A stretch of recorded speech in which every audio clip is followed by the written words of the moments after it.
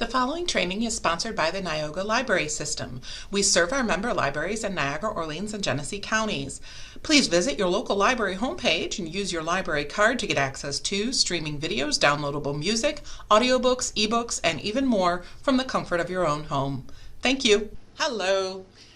Here we are again, and I am banging on about privacy problems. I've been really ripping into, not really ripping into, but we've been talking a lot about Google and Microsoft. Google owns Android, of course, and the phones.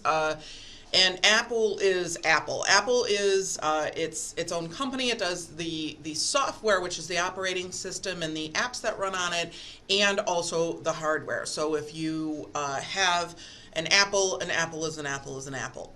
And I had mentioned rather presciently that there was I wasn't leaving Apple out of this. There was a problem there, but let's get into this, okay? Apple's privacy problems too, and you can see it started here with the original article from Carolyn Haskins. Excellent. Take a look at that. And I'll be talking about John McGlynn. I'm not sure how to pronounce his name. I know I'm messing that up. I apologize. And as I scroll through here, I have a few more see also. So there's iPhone hacks. Not everything that happens on your iPhone stays on your iPhone. They talk about Apple's child safety program and what they're implementing with the new iOS, the operating system, and the tech transparency project right here, the last one, Apple's App Store loopholes put children at risk. So there's lots of stuff. I'll have my links in the description, of course. So let's go ahead and get started. And we're going to start with a little throwback here. My throwaway line here from a previous video about Carolyn Haskins' wonderful article in BuzzFeed News. Chris Gilliard, an English professor at Macomb Community College who studies privacy and inequality, told BuzzFeed News that he believes that Gaggle's definition of citizenship is misguided, teaching young people that you should exist online to the extent that you're palatable to companies or future employers, I think is worrisome. Gilliard said these are children. They're supposed to be exploring and learning and have the ability to make mistakes. Gaggle told BuzzFeed News that it recommends school districts get permission from parents and students before they use the company's tools to monitor them. And I had mentioned that a gentleman named Nathaniel here recommends school districts talk to parents. Nathaniel was the student liaison to the school board, didn't even know Gaggle was being used at his school. The people who are most involved in school and that don't know about this stuff, in this mountain of papers that schools send home with kids. So, okay. And my notes there were opt out. What? Of course you can't opt out. That is smoke and mirrors. That's the nicest phrase I can think of for this nonsense. You cannot opt out of Gaggle because you cannot opt out of Google student Microsoft accounts. Also, my throwaway line here was don't think Apple is out of this discussion. They may not be in the same stratosphere as these companies, but they monitor their own Apple accounts and customers to such a high degree it's nearly comparable. If a student opts out of Gaggle, they would not be able to use the school-provided technology and would have to use their personal email addresses for work. Once a school district buys Gaggle services, students don't have a school-friendly alternative. Now, in an opinion piece, John McGlynn writes, what happens on your iPhone stays on your iPhone. In many ways, Apple, like its slogan, appears to be totally divorced from reality. After all, it is a company that prides itself on protecting users' privacy, yet constantly fails to live up to its promises. And they talk about Tim Cook and Steve Jobs. Apple, according to its authors, is failing to take even the most basic steps to protect children in the App Store.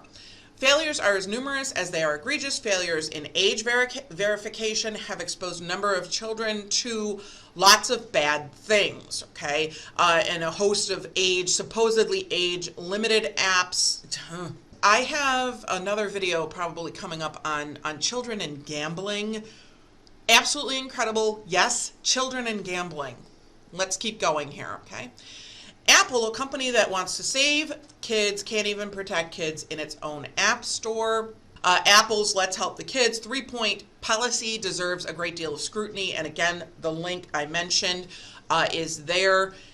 And unless changes are made, all photos sent or received by someone under 18 will be scanned for inappropriate content. If those at Apple believe the images to be illicit, law enforcement agencies will likely be notified. And you can see here in blue, my note.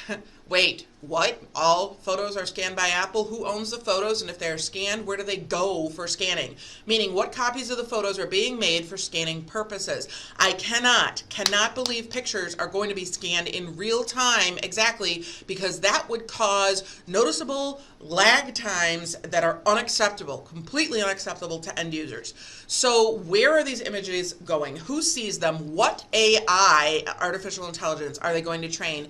And when will they be disposed of? Apple answers precisely 0 of these questions. This is definitely a priming scenario for getting their big feet in the door to continue to overstep any and all boundaries, especially in the name of safety. John continues in his op-ed. He talks about Edward Snowden and quotes him here.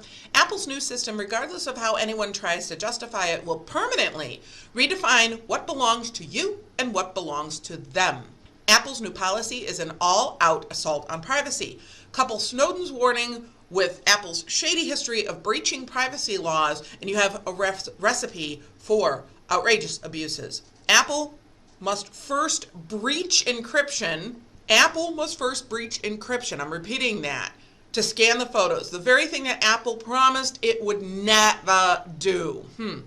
Promises, as we all know, are cheap. The importance of encryption can't be emphasized enough, largely because it's the only thing that keeps our information reasonably safe. And he goes on to say, think of it as the roof on our houses.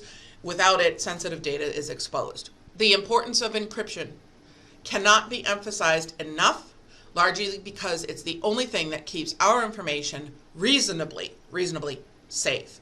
So Apple has to breach it to scan the photos. Lastly, as researchers at the EFF, the Electronic Frontier Foundation, fantastic nonprofit organization, I got to do a video on them as well. They warn it's literally impossible to build a client-side scanning system. That is, you can't do it on the phones. You can't do this in quote-unquote real time. Apple has to take a copy of those pictures and send them somewhere to be scanned and then potentially reported. This is absolutely what I was just talking about with unacceptable lag times. You cannot build a client-side scanning system just for inappropriate images, potentially. In reality, you have to destroy end-to-end encryption. You have to do it because Apple needs a copy of what you have. Good luck.